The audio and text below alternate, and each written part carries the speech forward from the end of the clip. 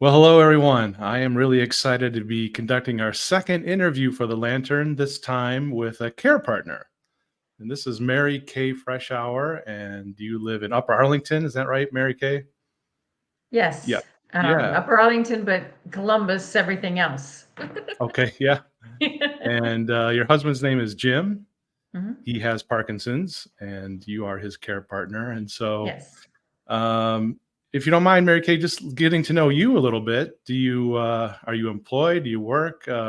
What do you like to do around town? Well, I am retired. I retired from Otterbein University. I was a financial aid advisor Oh, yeah. there for 24 years. And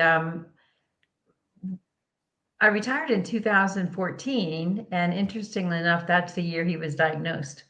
Um, it was like a God thing, I guess. And but but I love some of the things I love to do is I knit. Hmm. And I love to knit and create things and be creative like that. So I love Yeah. knitting. I love some other crafts too. I like crocheting and I sew for the sewing guild at Riverside Hospital Oh, wow. um, with the with the guild that we meet once a month and we sew different items that they pass out to the patients. Okay. So I love doing that too. Um, and of course, I have 10 grandchildren. So anytime I can be with them, I love doing that too. That's great. Are you a fast knitter? Yeah, I think I've been knitting a long time, so I can. People say, "I can't believe you're knitting without looking," but if it's a straight knit, I Yeah. can, and I knit while TV's on, or I even knit in church sometimes. um, While but your husband's preaching? well, I didn't this past Sunday, but um, sometimes I just knit my fingers and my hands just have to be doing something. So Sure. knitting just keeps that rhythm going, I Good, guess. good, But good. yeah, I Yeah. love to knit though. Yeah. So I asked this question, if you could go anywhere on your birthday for a favorite meal in Columbus, where would you go and what would you eat? I would go I to Hula Hands, which is here at the Kingsdale Center, Mhm. and they have it's actually an appetizer, but it is so good. It is the lettuce wraps Oh, yeah. with the chicken and the soy sauce, and it's just messy Oh. good. And so I get the appetizer usually. I don't get a meal because I Yeah. really like those lettuce wraps. So that Not would be just my good, meal. it's, Yeah, messy good. they're That's really good. Well, let's dive into your story a little bit. Okay.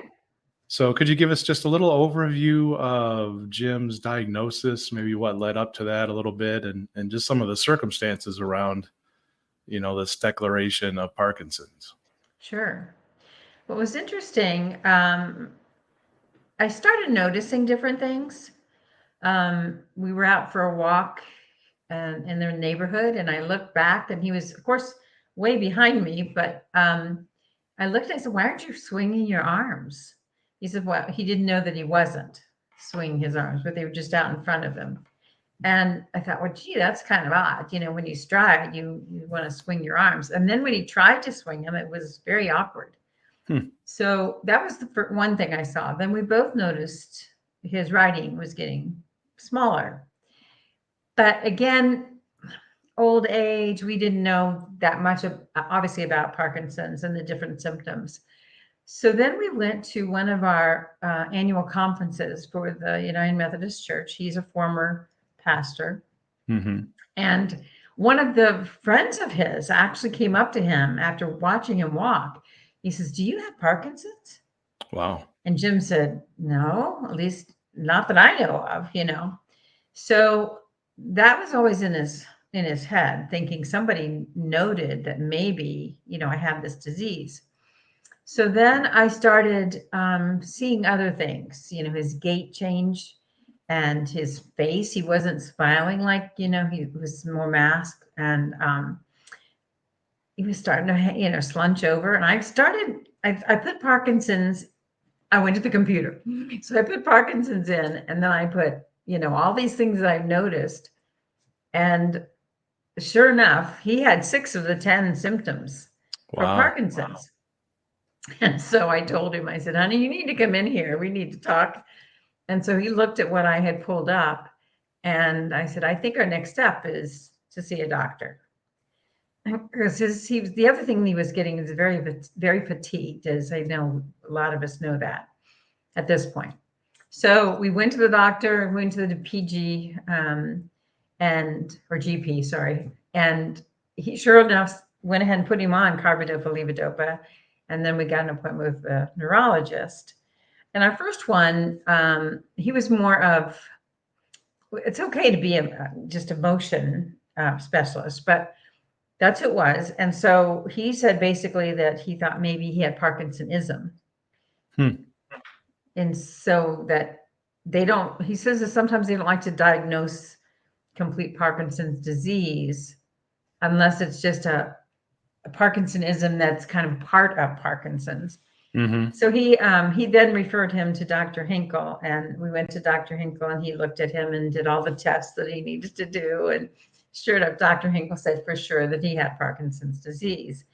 And in a way, that kind of was a good news, because once I started looking at Parkinsonisms, that means that if one symptom takes a hold, then your lifespan is shorter. Hmm. So if dementia takes a hold of your brain, and that's part of a Parkinsonism, then your lifespan is going to be shorter. So then we just started on an actual ritual of the right medicines and exercise programs. We started with Zitty at Total Health Works. Total Health Works, yeah. Yeah.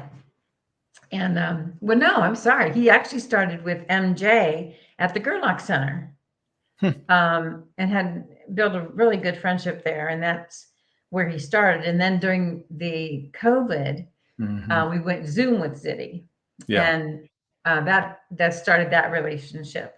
And then after COVID, the Neuroscience Center opened, and now he goes there. Okay.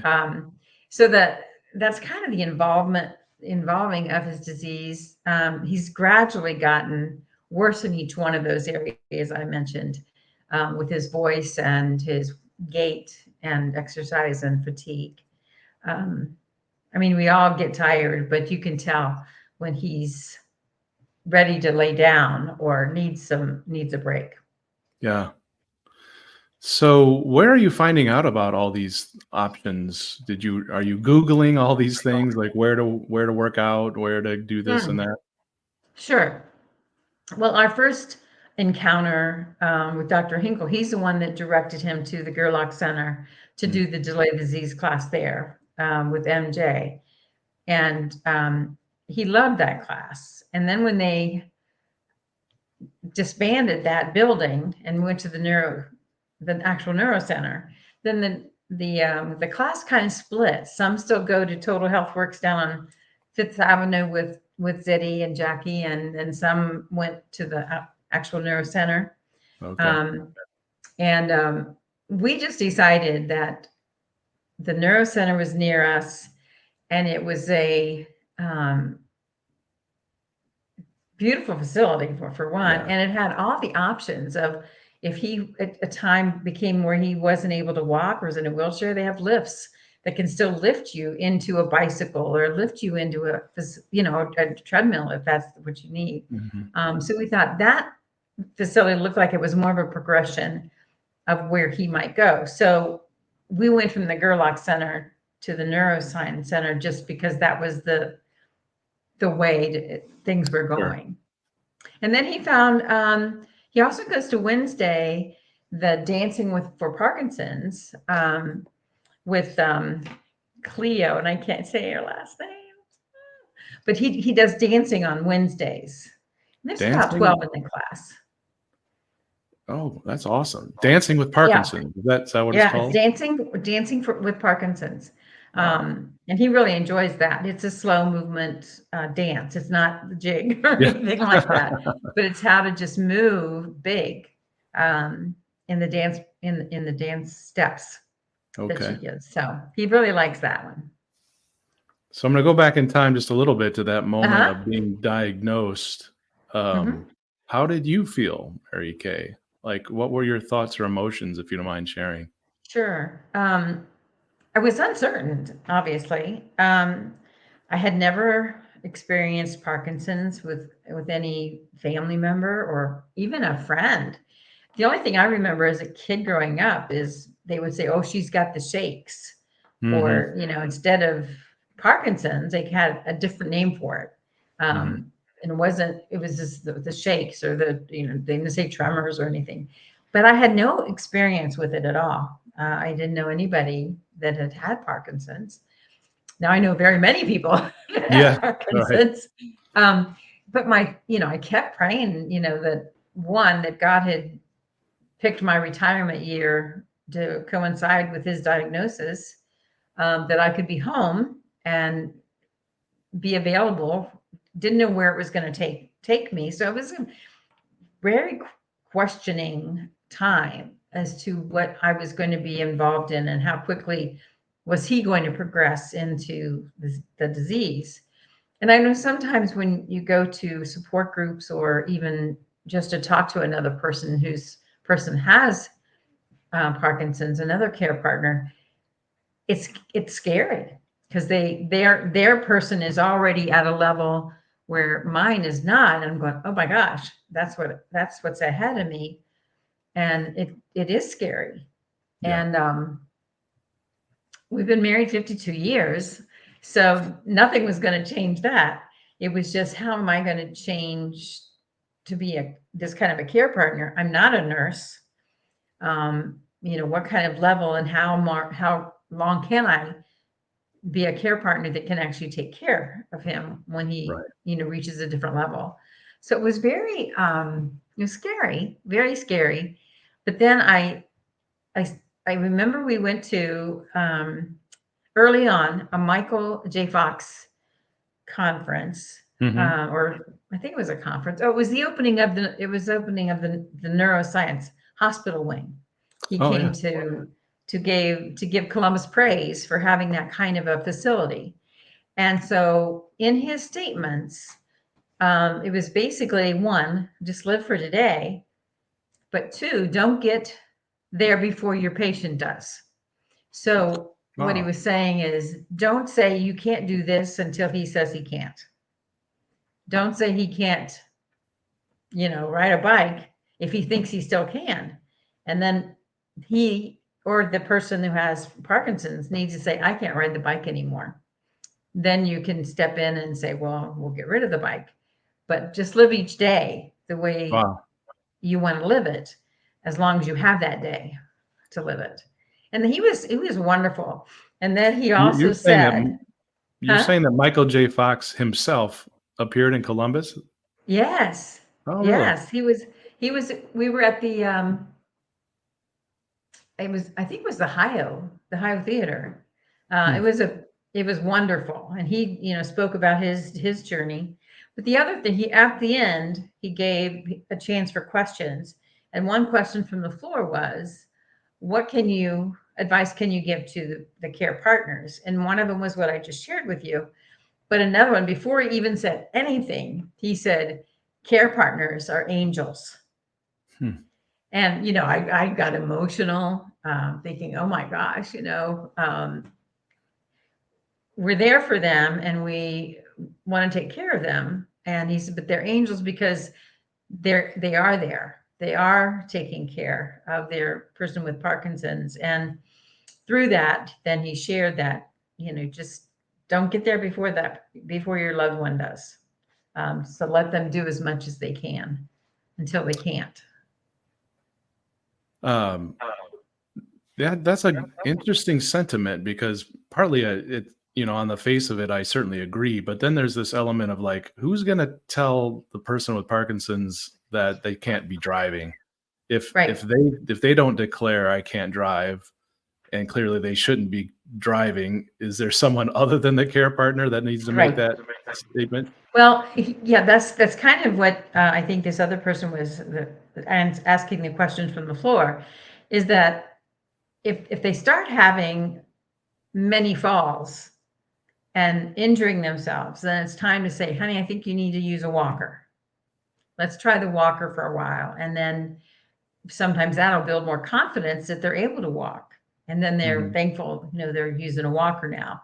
And the same thing with driving. If you have some minor accidents, then the care partner does come in and say, maybe it's time not to drive for a while, only drive a certain distance away from the house, kind of weed it in a little bit. Mhm.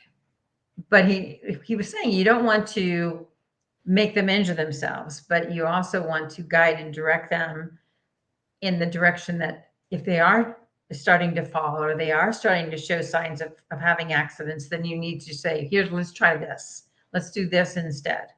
And that kind of gives them another option. I know we only let Jim drive, to the 5 minutes to the drugstore and 5 minutes to McDonald's, and it's just Mhm. right around here that he drives. And then Okay. most of the time when we're together, I drive. Oh, okay. Yeah, and he How chose. He kind of decided that. okay. That's good. Yeah, That's a clear example of what you're talking about. yeah. He took ownership of it. Hmm.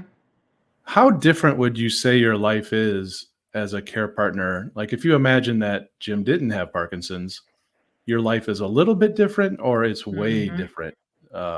Where would you fall in that continuum? Well, I think everybody thinks that when you retire, you're going to travel. You think you're going to be able to do things that you didn't do while you were working, Mhm. and that's kind of where we are. We don't travel. There's a time of when you do, it's a confusion. You're not familiar with the place that you're going to. That becomes an anxiety issue. Um, and sometimes I don't want to deal with that. So as a care partner, I decide, let's not go, or I try to stay flexible when they decide or he decides, I really don't want to go. Then I say, okay, then we won't go. So the difference there is that I think we would have been doing more Hmm. with traveling, or even small travels, maybe not around the world or anything, Mhm. um, but before he had Parkinson's, we went to many places, which I'm very thankful we were able to do. Um, but my life would be, I think both of our lives would be so much different, obviously, Hmm. if we could do those kind of things and not feel that we have to get home to sleep in Yeah, our bed, right. and have the comfort of at home for if I want to crash and not have to crash on my kids' sofas, Mhm. instead of being away from home. So I Yeah, think that was the hardest thing, because I really thought we'd be able to do a little bit more when I yeah. retired. But But no. Jim, his progression into Parkinson's, he's fairly independent, right? Yeah. Yes, What to would a you certain say is degree. to a degree? Um, yeah, and I would say that there's still the time, the moment you can tell that he wants to lean on me to ask me questions, or to make sure that he's making maybe the right decisions. Um, so the independency is that, yes, he still dresses himself. He still sets aside his own pills. I ask him, have you taken them? Because he has an alarm on his watch. Mhm. So he still takes his own pills. So that independence is there. Um, and then it's, being around the house, he's fine being independent. So, Okay, in the place that he's familiar with. right. What's the hardest part about it? What's the toughest thing that you face as a care partner? As a care partner, unfortunately, I think the hardest part is in our minds and in our hearts. We don't want to picture our loved one, or in my case, my husband, um, in a situation of um, pain or suffering, not being able, having to rely on total somebody. And if that somebody's me, um, I can only do so much. I have back issues and Mhm. uh, a hip issue, which I'm getting a shot soon, I hope. So I can't do that much. I won't pick him up. I won't. do anything like that. So if he would fall, I'd have to call 911. Um, but I think that the uncertainty is the hardest. Will he be here 10 more years? Will I be here 10 more? I mean, we all have those questions, right? But Yeah. in what shape will he be if he's here, 10 more years? And what are my kids or am I going to have to deal um, with that? Yeah. So that's why I think it's easier and better to look at just what's happening today and try not to get into the future. But that's the hardest is trying not to picture what that might look like. Yeah. Sometimes I use the word catastrophize. Yeah, Like you just think about one thing leads to another mentally about what you think the yeah, future might hold, and it's a that's a kind of a dangerous place to be. But on the other yeah, hand, I've said to some people, I don't think about the future, and they're always taken aback by that. But it's just not something that Parkinson's patients want to dwell on, right, the future. right. So, And there's some times when um, Jim is on an antidepressant, but he also has what you would call a seasonal depression. So because it gets dark earlier, mhm, you can maybe experience, where he might be a little very low mhm, in the evenings, especially the evenings. That he will voice that he's, concerned for me as to where he's going to be and how much I can do. I am 4 years younger than him, but that doesn't mean I can do that much. right. And I have.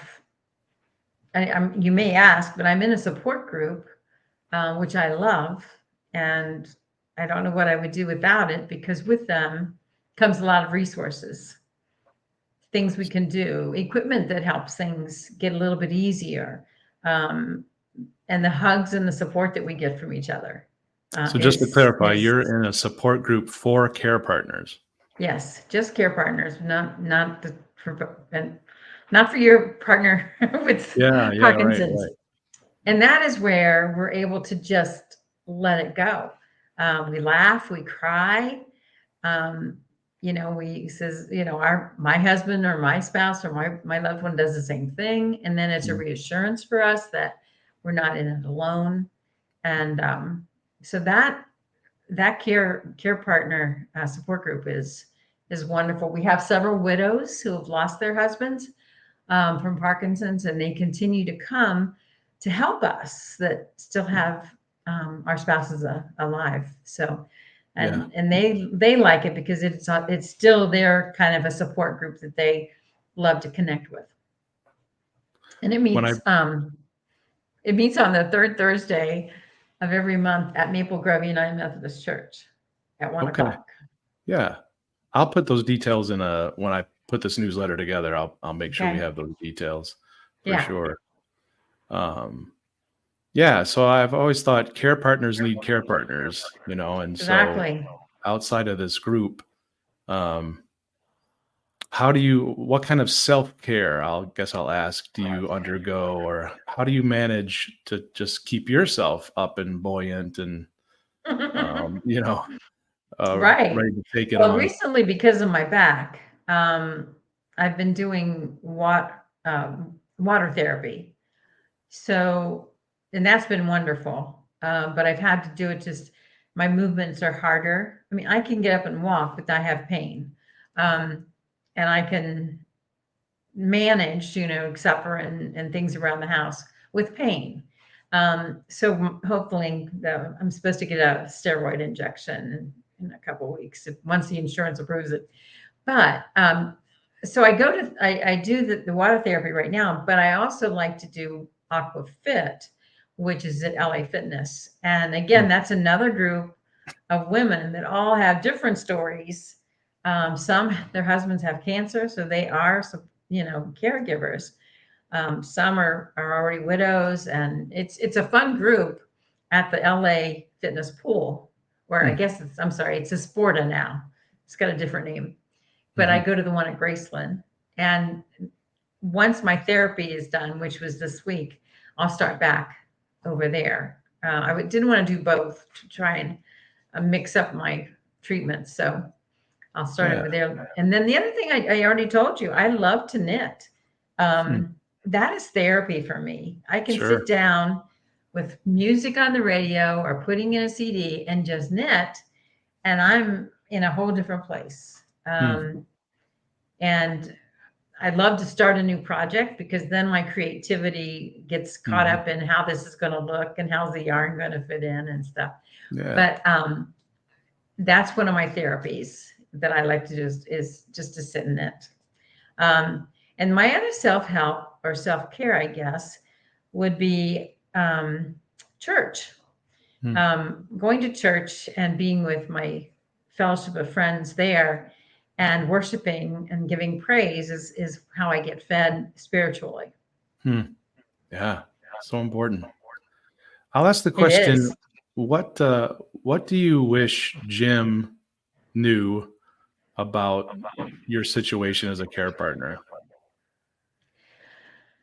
Interesting enough, Matt, we're very open in talking about how we feel about different situations. Okay. And the such as the other night, our granddaughter had a music concert, choir concert, and when I got the notice, um, I might say, well, I guess we won't go because that wouldn't work. And Jim is not real good at night walking in places he doesn't know. And I told him, I says, I'm going. Hmm. It's like I have to find that way to say I want to still do what I can do while I can, Yeah. and so that I went, and then so we try to really be open with how we're feeling, um, and I am pretty sure he knows, my concerns with um, where he's headed, and we talk about it. We're both in bad shapes as far as my back and his Parkinson's. You should have seen us last night trying to get the tree up. Oh my Lord! The So, Christmas tree. but we did it, and we'll see what happens next year. Yeah. But I think we're trying to be very honest and open with each other regarding it, because otherwise you can be carrying a lot of anxiety and a lot of sometimes anger if you don't Sure. let them know that these things are bothering you, or you really don't want to, do that or experience that. So, yeah, I think we're really pretty open with each other about those things.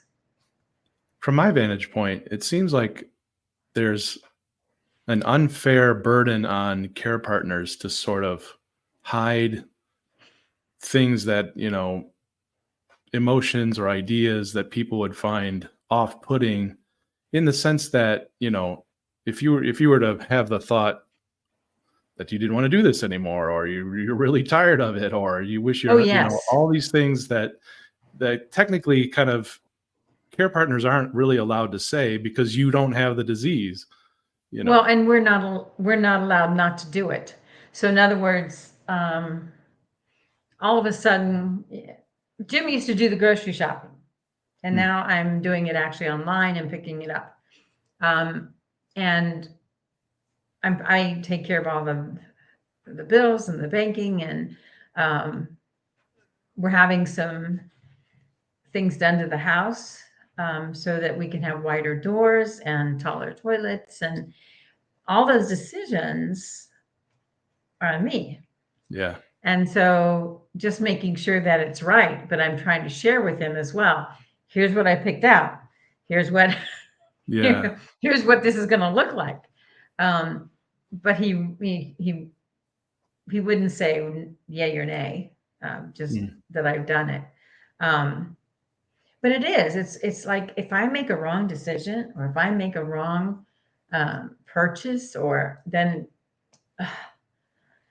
and yet it was one of the friends in the pool who is a widow. And I said, "Oh, I'm so tired of having to pay the bills and do this and do that and get the laundry done and all that." And she's because my husband's not able to do it. And then she says, "But you have your husband."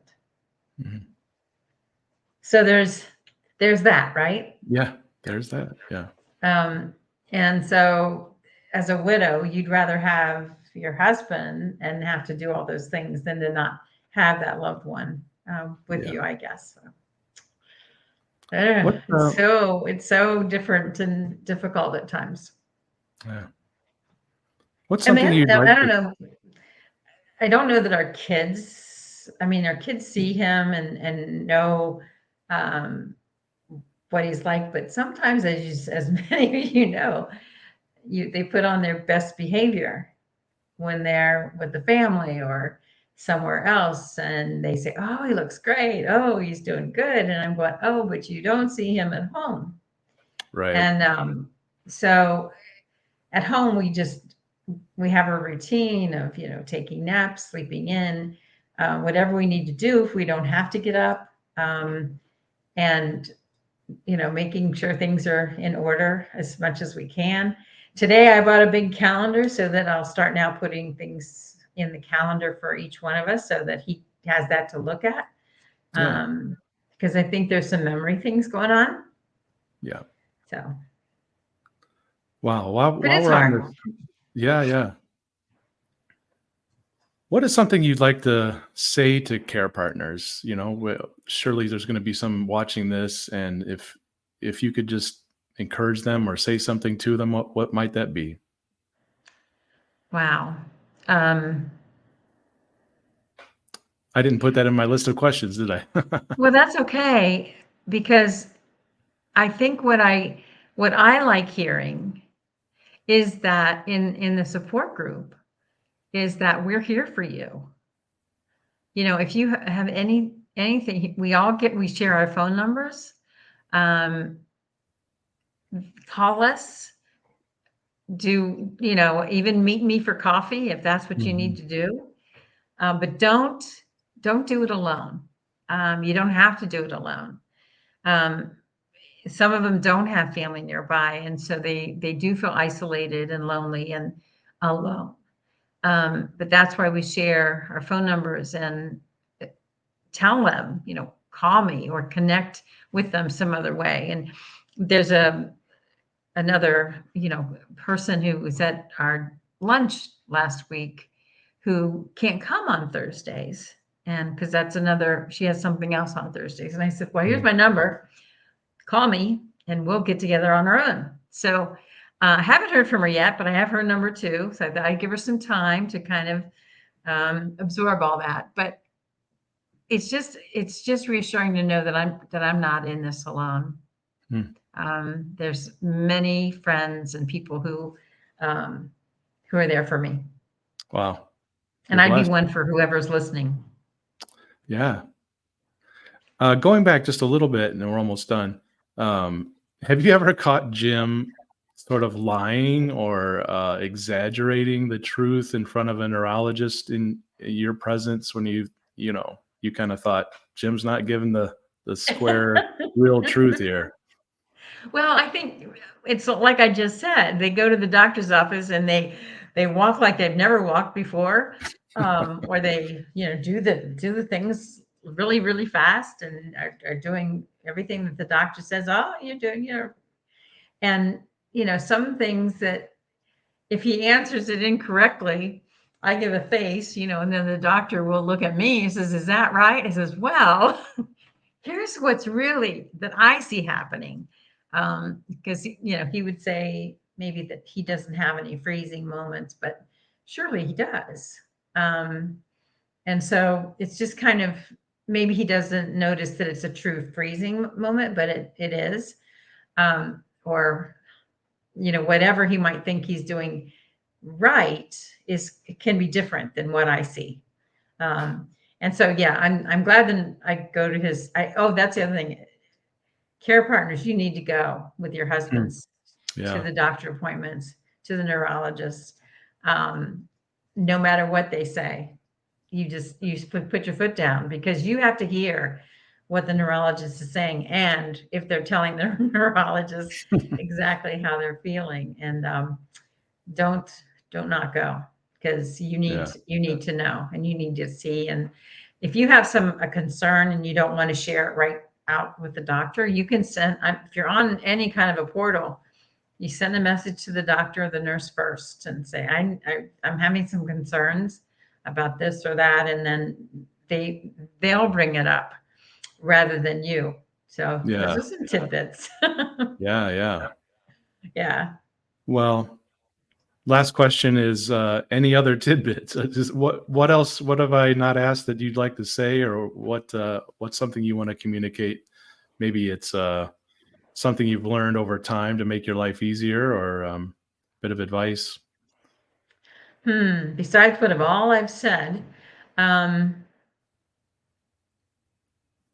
I have a grandson who's just turned 15, and he and his brother would come to our house and during the summer while they were out of school a couple days. And so they, of all of our grandkids, they have the most connection to us and can Hmm. see how grandpa, they call him Bubba, how Hmm. Bubba lives. Hmm. And Mason just has this in tune, not knowing that, that grandpa needs this, or let me get that for you, or let's do that together. And so it's so sweet if you can let the grandchildren just be and experience what grandpa's going through, and not saying, oh, he's going to go lay down, or Hmm. tell them he's tired, he's going to lay down, but he'll get up in a few minutes and he'll be fine. Hmm. It's just letting them know that he's not okay, but that he's still grandpa, or he's still grandma, she is still grandma, Yeah. whatever. Yeah. Yeah. um, so I would just, just being honest with the family, Yeah. um, and not try to hide it, because it's not doing anybody any advantage by hiding it, and like he's Yeah. normal, but that there is a disease, and that he's going to shake, he's going to have different things, but love him anyway. Yeah. Wow. Thank you, Mary Kay, for sharing this. And I know enough about you to know that you are dead serious about people reaching out to you and I am. contacting you. And so I'll find a way in the context of this newsletter for people to reach out to you. I would say email me, because a lot of times on the phone I won't answer right if I don't know the number. But if Sure. they email me and identify themselves, then I could call them back. I would love that. Yeah, I know you would. Well, blessings to you. Thank you so much. Blessings to Yes, thank Jim, you. and appreciate this time. You're welcome.